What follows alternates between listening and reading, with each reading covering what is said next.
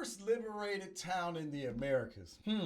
Check this out. They stood up and told us freedom in Americas began with revolutions led by Europeans. They told us enslaved Africans waited for emancipation to be granted upon them. But the truth, one man led rebellion that carved out freedom with his own two hands. More than 150 years before Haiti and centuries before the Civil War, all of this happened. But here's some black history that make you go, Now in this episode, we're traveling to the 16th century Mexico, to a story buried beneath colonial lies and forgotten textbooks, to the story of Gaspar Yanga, the man who built the first free black town in the Americas. They told us that resistance began in North America, that freedom was only fought for on U.S. soil.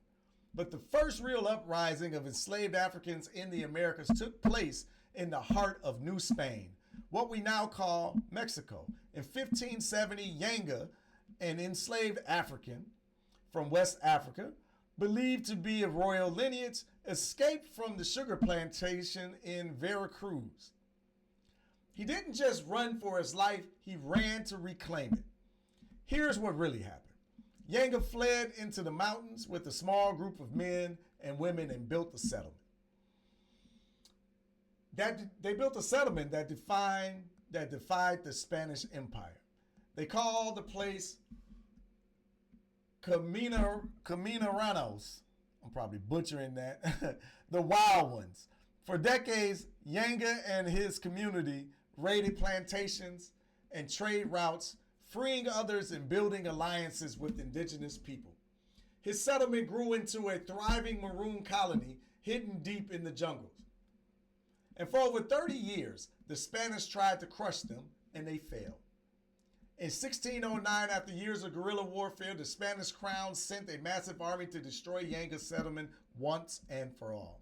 But Yanga wasn't a slave anymore. He was a general. And he led his people into battle, forcing the Spanish to retreat.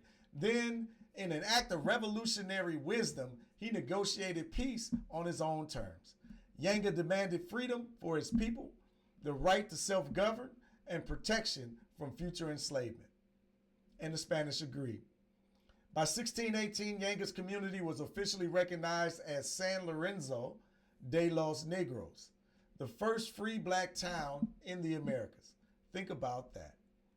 While most of the world was still drowning in slavery, Yanga built a city of liberation.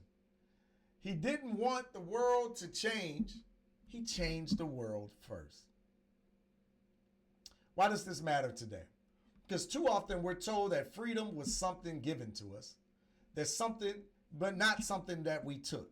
Yanga's story provides and proves otherwise. He reminds us that the rebellion is a birthright when your humanity is denied. Think about that in context of what's happening today. That leadership isn't about waiting for permission. It's about claiming your place in history. In Mexico, Yanga is remembered as a national hero.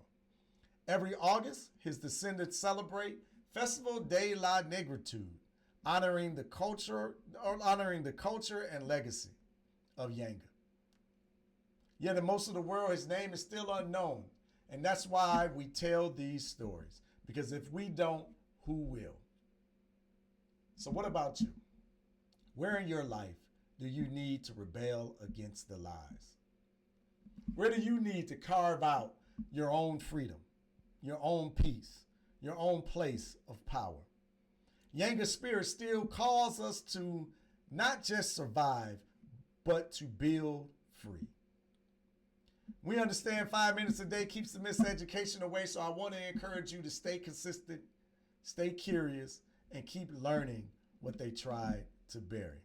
Look, if you enjoyed this lesson and want to go deeper, click on the link to learn more about our Black History flashcards and start reclaiming our story one card at a time.